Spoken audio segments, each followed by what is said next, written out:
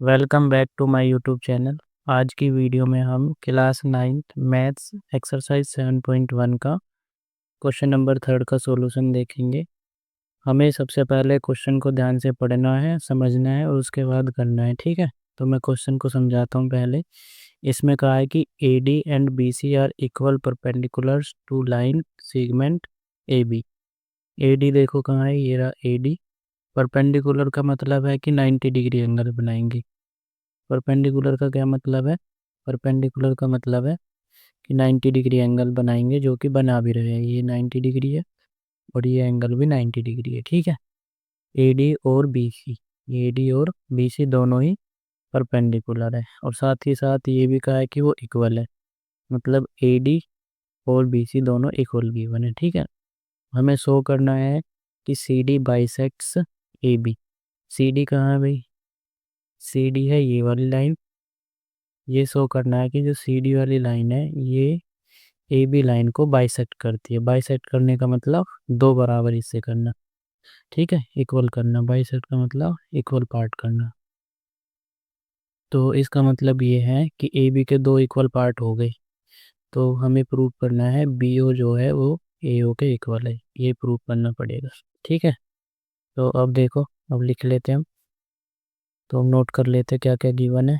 तो हमें गिवन है पहली बात कि AD और BC दोनों परपेंडिकुलर है। ठीक है, ये गिवन है कि AD and BC are equal perpendicular, ये गिवन है। ठीक है, परपेंडिकुलर यानी AD इक्वल है BC के, ये गिवन है क्वेश्चन में। ठीक है, सो क्या करना है फिर हमें? सो करना है, वो लिखो टू शो करना है हमें CD बाइसेक्ट्स AB। बाइसेक्ट का मतलब क्या है? दो बराबर हिस्से करना। दो बराबर हिस्से करना बाइसेक्ट का मतलब है ये। ठीक, तो इसका मतलब इसने AB के दो बराबर हिस्से कर दिए और बीच में पॉइंट O है। तो यानी हमें प्रूव करना है BO बराबर है AO। ठीक है, अब ये कैसे प्रूव करेंगे? तो BO A के बराबर प्रूव करने के लिए हमें ऊपर वाले ट्राइंगल और नीचे वाले ट्राइंगल को कॉन्ग्रुएंट प्रूव करना पड़ेगा। ठीक है, तो सॉल्यूशन देखो। ऊपर वाले ट्राइंगल का क्या नाम है? हम ये दोनों ट्राइंगल ले लेते हैं, उन्हें कॉन्ग्रुएंट प्रूव करेंगे। इन ट्राइंगल यहाँ से स्टार्ट करते हैं, CBO, CBO एंड ट्राइंगल यहाँ नीचे से स्टार्ट करते हैं, DAO, ट्राइंगल DAO। अब देखो क्या क्या गिवन है वो नोट करो। एक तो ये गिवन है कि AD जो है वो इक्वल है किसके? AD, AD हाँ नहीं लिखेंगे, AD हाँ लिखेंगे। ठीक है, इसके साथ। तो CBO ट्राइंगल देखो, सबसे पहले CBO ट्राइंगल में BC साइड आ रही है, तो हम लिखेंगे कि BC साइड जो है DAO ट्राइंगल के अंदर, DAO ट्राइंगल इस ट्राइंगल के अंदर AD के बराबर है।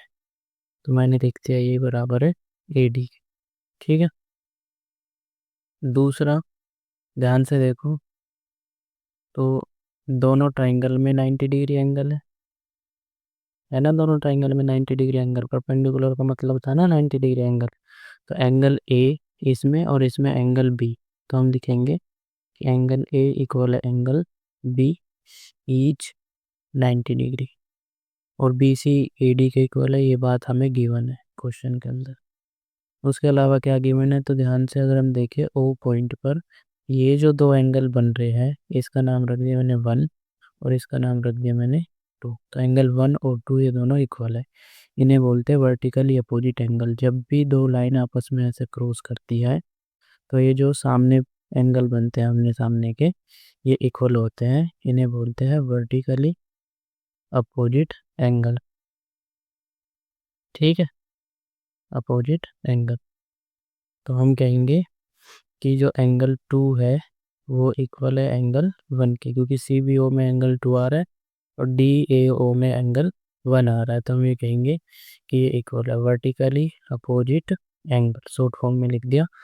तो इसका मतलब अब हमारा ट्राइंगल जो है CBO वो कॉन्ग्रुएंट है ट्राइंगल DAO के कौन सी क्राइटेरिया से।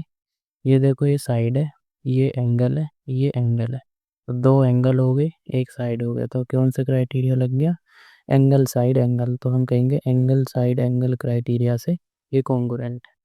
और अगर ये कॉन्ग्रुएंट है तो BO जो है वो AO के बराबर होगा। तो हम लिखेंगे BO बराबर है AO बाई CP/CT, क्योंकि अब बाकी सभी पार्ट्स जो है वो इक्वल हो जाएंगे। ठीक है, तो ऐसे करना है। आई बात समझ में।